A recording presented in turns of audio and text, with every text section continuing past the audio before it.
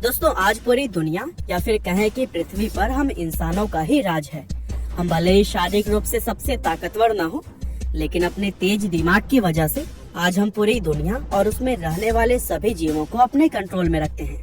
अब यूँ तो हम इंसान पृथ्वी पर लाखों सालों से अपनी हुकूमत चला रहे हैं, लेकिन हम आपको बता दें कि पृथ्वी पर हमेशा से हम इंसानों का ही राज नहीं रहा है, क्योंकि हमसे पहले धरती पर विशाल आकार वाले खूंखार डायनासोर्स का राज हुआ करता था। और आज की हमारी इस वीडियो में भी हम आपको यही बताने वाले हैं कि पृथ्वी से डायनासोर्स का अंत और हम इंसानों के अस्तित्व में आने की शुरुआत आखिर कहां से हुई। तो चलिए अब बिना देर किए इस इंटरेस्टिंग वीडियो को शुरू करते हैं।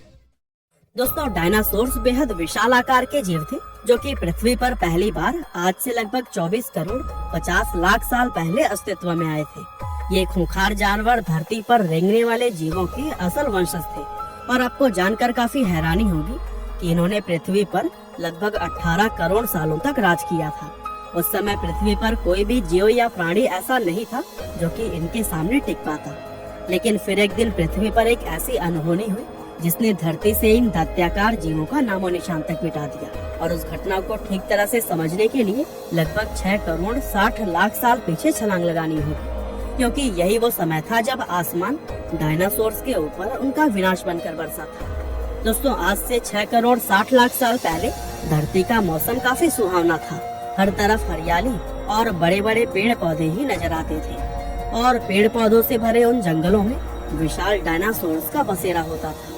पृथ्वी की तरफ बेहद तेज रफ्तार से बढ़ रहे एक खतरे से पूरी तरह अनजान ये सभी जीव आराम से अपना जीवन जी रहे थे।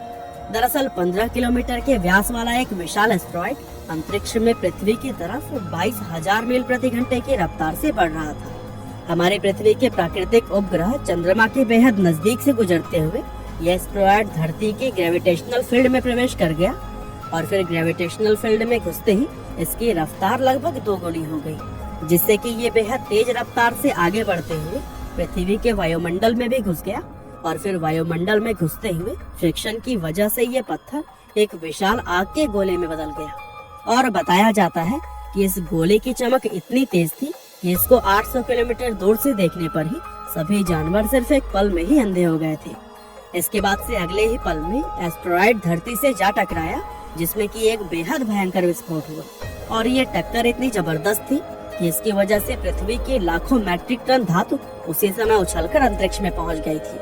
साथ ही इस टकराव वाली जगह पर 180 किलोमीटर चौड़ा और लगभग 20 किलोमीटर गहरा गड्ढा बन गया था। और इस गड्ढे के विशाल आकार से ही यह अंदाजा लगाया जा सकता है कि ये टक्कर कितनी ज्यादा खतरनाक थी। इस टक्कर से हुए विस्फोट में रेडिएशन इतना ज्यादा हो गया था कि इसके 800 किलोमीटर के दायरे में आने वाले सभी जीव एक पल में ही जलकर राख बन गए थे। इस विस्फोट के कारण पृथ्वी का तापमान 150 डिग्री सेल्सियस तक बढ़ गया था और इसका नतीजा यह हुआ कि जो जानवर विस्फोट की जगह से काफी दूर थे वे भी गर्मी की वजह से मौत का शिकार बन गए। और फिर इस टक्कर की वजह से पृथ्वी पर बड़े बड़े भूकंप और विशाल सुनामी भी आई, जिन्होंने धरती पर बचे कुचे डायनासोर्स को भी मौत की नींद सुला दी।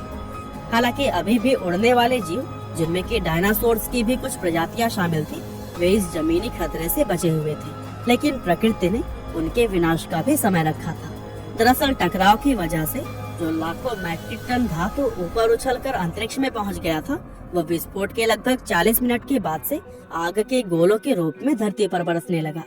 और ये नजारा ऐसा था मानो पृथ्वी पर आग की बारिश हो रही हो। और इन आग के गोलों की वजह से ये उड़ने वाले डायनासोर्स भी जिंदा नहीं बच पाए। इन सब के अलावा धूल का एक बेहद विशाल तूफान अपने साथ मौत लेकर 20,000 किलोमीटर प्रति घंटे की रफ्तार से पूरी पृथ्वी पर फैल रहा था और धूल के ये बादल कई किलोमीटर तक मोटे थे, जिसकी वजह से सूरज की रोशनी का पृथ्वी पर पहुंचना भी नामुमकिन हो गया था। और फिर इन धूल के बादलों के कारण कई सालों तक सूरज की रोशनी पृथ्वी पर पहुंच ही नहीं पाई और फिर इसका नतीजा यह हुआ कि धरती से पेड़ पौधे लगभग पूरी तरह से समाप्त हो गए। इस महाविनाशकारी घटना में पृथ्वी पर मौजूद जीवों की लगभग 75% से भी ज्यादा आबादी पूरी तरह से समाप्त हो गई थी और जो गिने चुने जीव इस महाप्रलय में जिंदा बचे, उनमें चूहे के जैसे दिखने वाले ये मैमल यानी कि स्तनधारी जानवर शामिल थे। वैसे सही मायनों में अगर देखा जाए तो यही मैमल हम इंसानों के असली पूर्वज हैं। क्योंकि आगे चलकर इन्हीं मैमल्स से ही विकसित होकर हम इंसान बनने वाले थे। इन मैमल्स ने प्रलय के कारण हुई गर्मी से खुद को बचाने के लिए जमीन के नीचे रहना और अपना पेट भरने के लिए हर एक चीज को खाना शुरू कर दिया था। और फिर इस तरह से धरती से डायनासोर्स का अंत होने के